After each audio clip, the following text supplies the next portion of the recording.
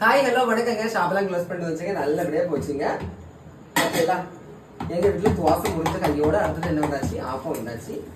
மாவு நல்லா பொங்கி வந்து ரோஜா பூ ஆடி வந்தது, தேடி வந்தது. கத்தரிக்காய் பொரிச்சது எப்படி வந்துச்சுன்னு கேட்டீங்க பார்த்தீங்களா? இந்த மாதிரி தான் நாங்கள் பொரிச்சு எடுப்போம்.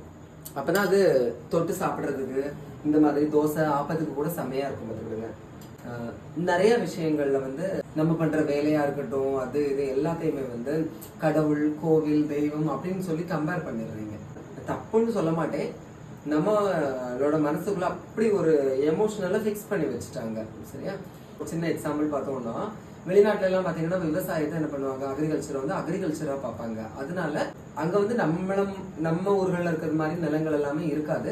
ஆனாலுமே அவங்களை பாருங்க, அக்ரிகல்ச்சர்ல ஒரு சாட்டிஸ்ஃபை லெவலுக்கு இருப்பாங்க. ஏன்னா விவசாயத்தை விவசாயமா பார்ப்பாங்க. எப்படி நம்மளுக்குள்ள விதைச்சிருக்காங்கன்னா, விவசாயம்ங்கிறது கோவில், தெய்வம் அப்படின்னு சொல்லிட்டு நம்மள வந்து ஒரு குறுகிய மனப்பான்மைக்குள்ள கொண்டு வராங்க.